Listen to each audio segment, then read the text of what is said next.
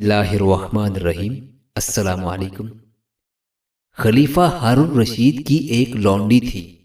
وہ پچھلے پہر یعنی رات گئے اٹھتی اور رب کے حضور سجدہ ریز ہو جاتی۔ ایک دن خلیفہ ہارون رشید نے دیکھا اور وہ لونڈی مسلے پہ بیٹھی اللہ تعالیٰ سے باتیں کر رہی تھی اور کہہ رہی تھی کہ اے اللہ، جو تو مجھ سے پیار کرتا ہے اس پیار کے بدلے مجھے معافیاں دے دے۔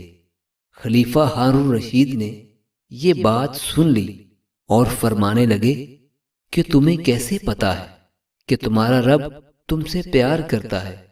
کہنے لگی، جسے اللہ تعالیٰ پچھلے پہر یعنی رات گئے نرم گرم بستر سے اٹھا کر مصلے پہ کھڑا کر دیتا ہے، سمجھ لو کہ اللہ تعالیٰ اس سے پیار کرتا ہے۔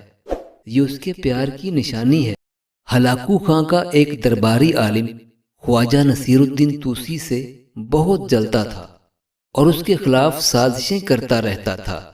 جب ہلاکو خاں کی والدہ کی وفات ہوئی تو اس عالم نے ہلاکو سے کہا کہ قبر میں منکر نکیر بہت سے سوال پوچھتے ہیں، اس لیے طوسی کو اپنی والدہ کے ساتھ دفن کر دیجیے تاکہ یہ ہر سوال کا جواب دے سکے۔